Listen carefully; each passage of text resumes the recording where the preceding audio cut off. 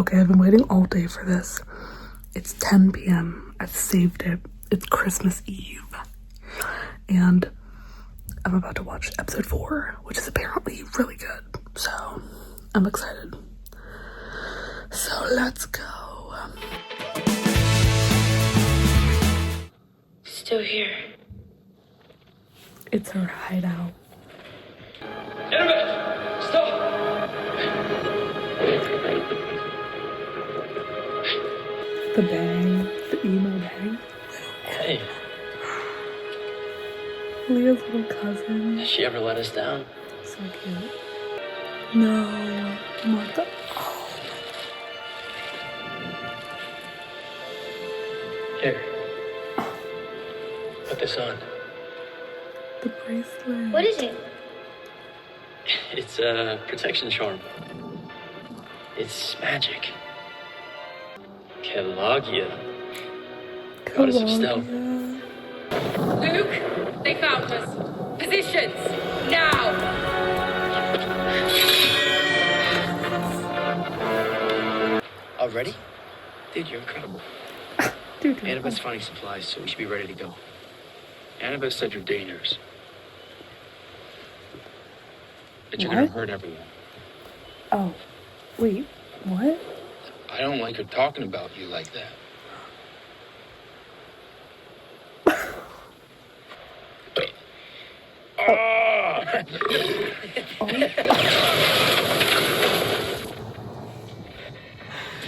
Cut it out. That was crazy. Single combat. Same way I beat your dad.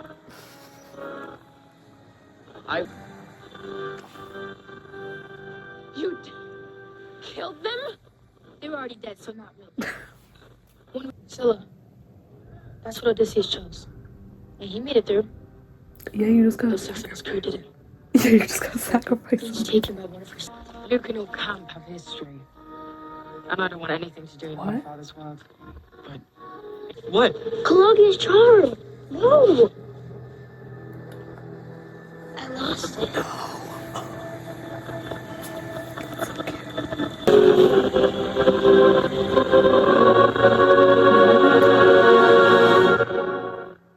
That's crazy.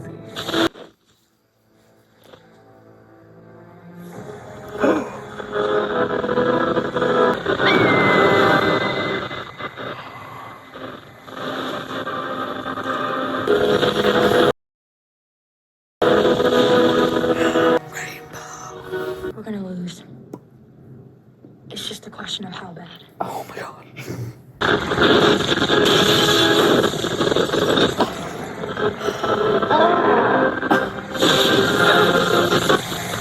She knew you better than that. 2 months. It only took me 2 days to see how special you were.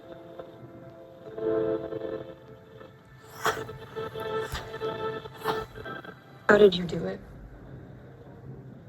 Last year, your quest, how did you survive it? Didn't need friends. My dad helped me out too. Is he making a PB&J with That's his to make him food? proud. A lot of the stuff we do because of our parents. I don't go home at the end of the summer. Camp is home. If I can't get that fleece in That won't camp, happen. but despair for your life entombed within stone and Fail without friends. fail without friends. To fly home alone.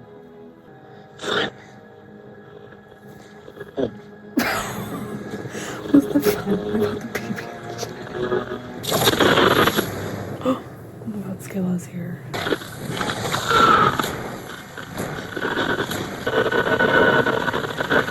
Come on.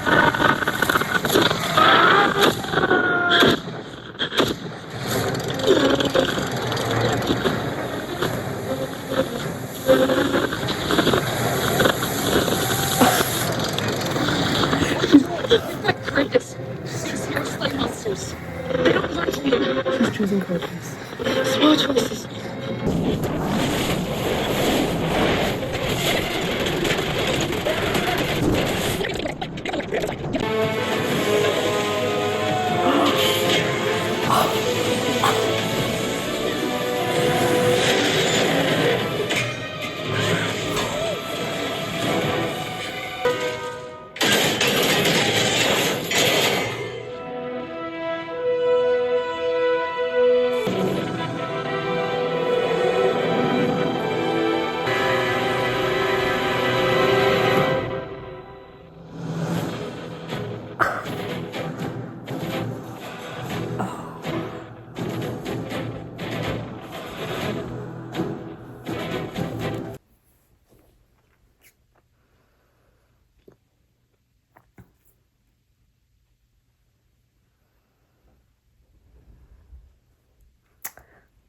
No, for sure, yeah.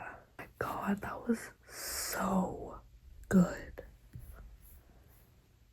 That ending sequence was incredible. Cece. The sirens peer into your soul to see your fatal flaw and then use that against you.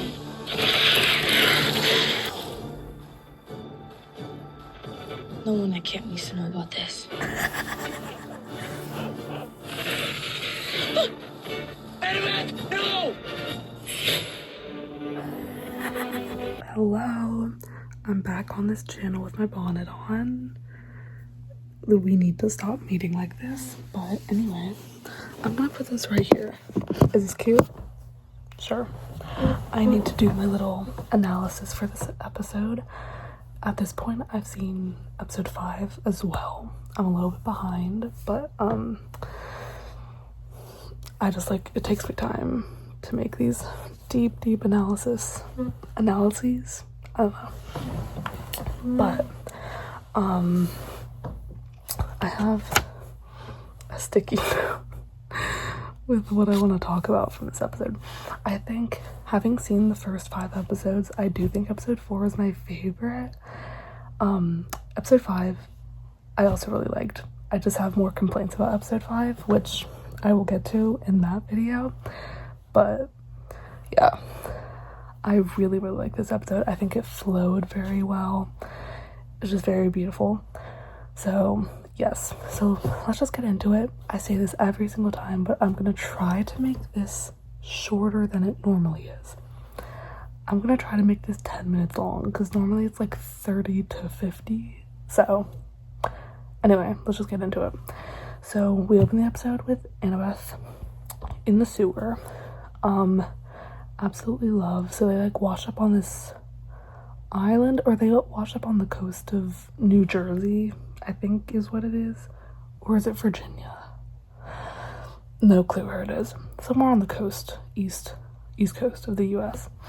Annabeth goes to her old hideout. She finds the box and she finds the bracelet.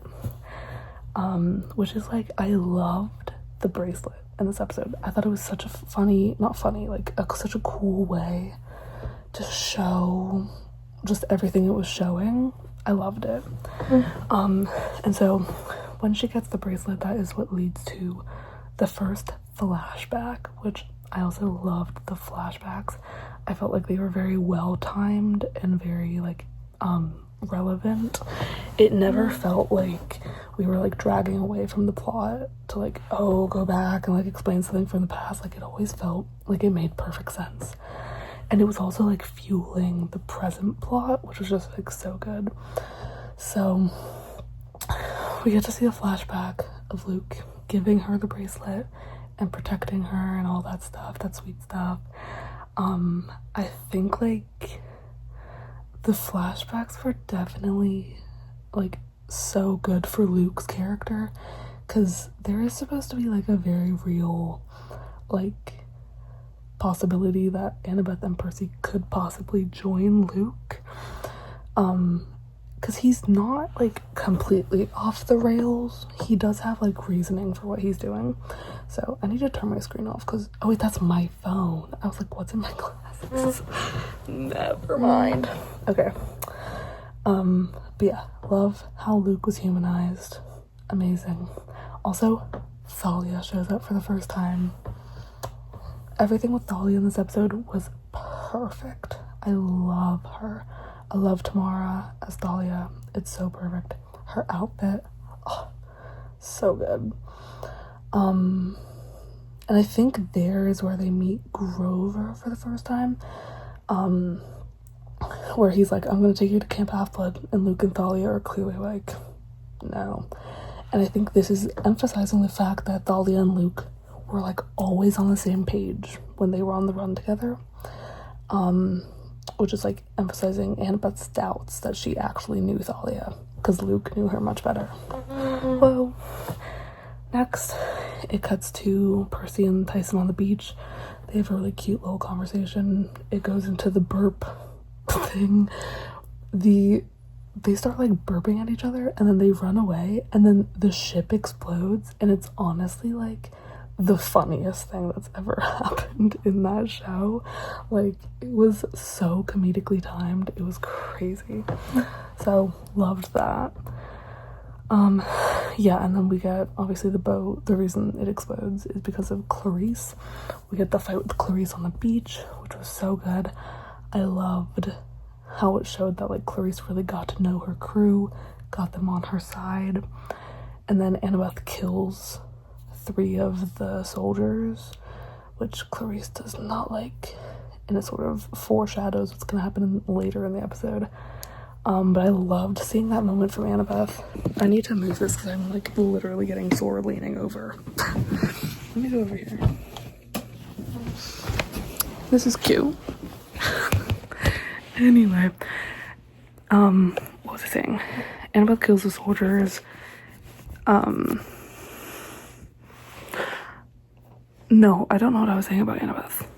I like that it just shows that she's like willing to do whatever. Like, I feel like there are moments in the books where Annabeth is just like, I don't know, it's just like, that's so her. Like, she would do that. So yeah, love that. Okay, and then they get on to Clarice's ship. They sort of compromise it out. And then they have their whole moment where they're like on the map, which, by the way, I learned this detail that the map that they're using and like the little characters they're using is a Mythomagic like game set, which gagged me when I found out. I haven't had the chance to like go and like zoom in or whatever and try to like look at the details of it, but like that's so exciting because I'm like, this doesn't matter at all, but like up until this point I think it was assumed that Mythomagic as a game was like a trading card game, but apparently it's like there's like a board aspect to it. Love. So yeah, and then I love the scene where they're like below deck and it's Percy, Annabeth, and Clarice, and they're all planning it out, and Percy doesn't know how to pronounce Charybdis. Perfect. And Percy and Annabeth, or I guess Annabeth, is saying that they should, because their next obstacle is Scylla. I don't think you pronounce the C. Scylla and Charybdis is their next battle. And they have to choose between the two. And so Annabeth is like, we should go with Scylla because your crew is already dead soldiers, so we should just sacrifice 6 of them and then we can get through easy peasy. And Clarice is like, no, because she promised that they would all go to Elysium, which is so sweet. And so she's trying to go with Charybdis, which is like objectively more dangerous. And because she thinks she can fight Charybdis, and I don't know. But then we get this whole thing of Percy decide with Annabeth, obviously, and there's this moment where she's like, or he's like, it's the right choice or something. And Annabeth is like, how do you know that? And he goes, honestly, because it's yours. Right. Like, so much pressure on Annabeth, but like, love it. Yeah. And then there's another Thalia flashback. I don't remember which flashback this is. Maybe the one where they're... Okay, yeah. It's the one where they're in like the little satyr safety circle thing. Yeah, it's just another Thalia flashback. I just liked seeing Thalia being so protective over Annabeth. So perfect. Also, I think it's in this one where Luke says cult half-blood. That is so rich. Like, I love that because in the books we get no implication that Luke really understands what happened to his mother. He assumes that it's his dad's fault, I'm pretty sure, but I don't think he really knows about camp or like what really happened. If he does, we get no mention of it. But in the show, they're like emphasizing like Luke knows Camp Half-Blood is responsible for why his mom is crazy. And so he thinks it's a cult, and I think that is such good writing. I love that. So yeah, that's that. And then we get the little, like, Annabeth is like on the deck holding her bracelet, and that's when she flashes back to this moment. And then when she comes back, she throws the blanket, the bracelet into the ocean. And I loved the whole, like, just the through line of Annabeth having the bracelet and that being like why she's having these flashbacks, all this stuff. Love it. Then we get the little moment of Percy and Tyson on the steering wheel. We get to see some of Percy's nautical powers coming because he can, like, sense his coordinates and all that stuff. And then Tyson has this little moment talking about, like, when he's gonna get his Poseidon powers. It's all sort of leading up to the fact that Tyson is presumed dead at the end of this episode. And I think they did it really, like, seamlessly. Also with the beach conversation, like, they're having a few little Percy and Tyson moments to just, like, tee that up. Loved. And then the bracelet comes back again. Tyson finds the bracelet because of Rainbow, who I was so excited to see Rainbow in that little moment where, I don't know if Rainbow's a boy or a girl, but I don't know, where Rainbow's, like, in the ocean. I loved seeing that. But Tyson finds the bracelet, and Annabeth is like, how did you find that? And I love the implication that it's like she just can't get away from these memories. Like, they keep coming back to her. You can't escape your past. And then she has that flashback of her leaving their little camp and going back to find the bracelet because she thinks it's the thing keeping her safe. And then she ends up getting attacked by cyclopses in the most, like, creepy, unsettling way. It was really well done. And I also think the little Annabeth, so cute. It's actually, like, Leah's little cousin, I think. She was so cute and she was so great. Loved her. Yeah, but then she throws the bracelet again. And then we have the little Annabeth and Percy discussion under the ship, which was so perfect. And it's basically this whole tea about Annabeth being scared. Hold on. The whole, like, something that is way bigger this season that's, like, not in the books is this whole thing about, like, human mistakes and, like, what it is to be human, which is so brilliant because in season 1, I feel like the equivalent for season 1 was, like, the whole not everyone who looks like a monster is a monster, not everyone who looks like a human is a human, or whatever. A good guy is a good guy. And that was, like, that idea of, like, learning who is good and bad, not trusting your, like, prejudices, questioning, like, the gods, whatever, that sort of thing, was, like, so tea. And this season it's really becoming clear that they're doing this whole thing about, like, human mistakes, because it was set up early in the season and it was a really, like, interesting discussion, the whole thing about Annabeth not liking school and all that,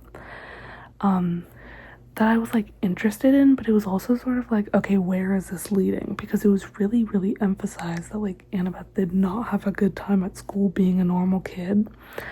And it's just, like, I love that they're, like, that was, like, a setup for something that was going to be a through line throughout the whole season. And so in this little discussion with Percy and Annabeth is basically thinking about the fact that when she was 7 and she left their little camp to go back and find her bracelet and the Cyclops attacked her, that delayed them, and that's the reason why Thalia got attacked by the Furies and died. And so Annabeth sees the human side of herself and her human mistakes as, like, the weakest side of herself, and she only knows how to be a demigod and all of those things, whereas Percy is, like, so much more, like, human than demigod because he didn't grow up having to fight for his life in the demigod world. And so that's something I think that comes up in episode 5 more. I honestly don't remember which episode, but at some point he says, like, you grew up being a demigod. I have only existed in this world for like a year and I don't know what's going on as much as you do. I think that's episode 5, but it's that whole thing, the same whole thing. And yeah, then they get the Cyclops flashback, which is like in the Cyclops den, where Thalia comes crashing through the window, and it's so tough. And then we get the moment of her being like, we're gonna go to camp even if we don't like it. And yeah, and then that conversation, the Percy and Annabeth conversation, ends with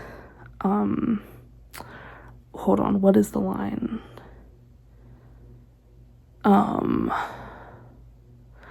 I forget what Annabeth says that cues this,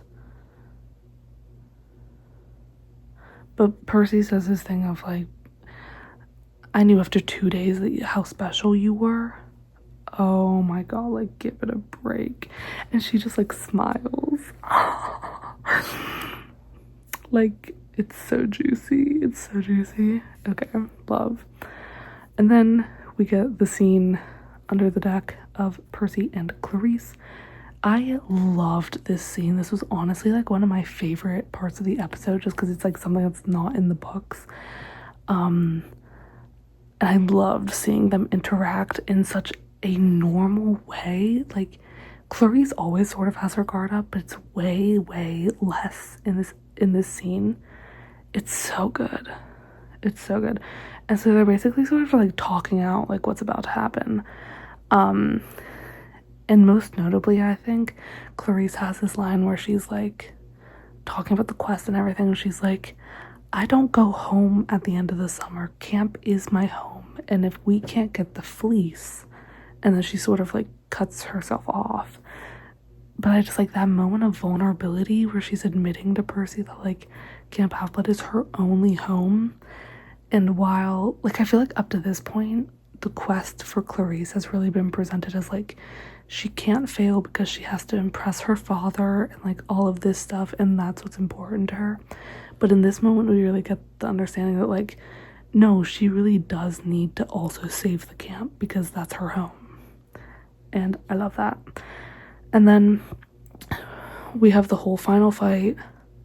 I think the final fight is the best thing that's happened in the show so far. It's so well done from like a technical standpoint, but also just from like an emotional standpoint of seeing the dead soldiers getting like, picked up one by one by Scylla, and then like the one guy like beginning to understand what's happening and turning around and facing Clarice and looking at Clarice in the eyes as he gets dragged up by the monster.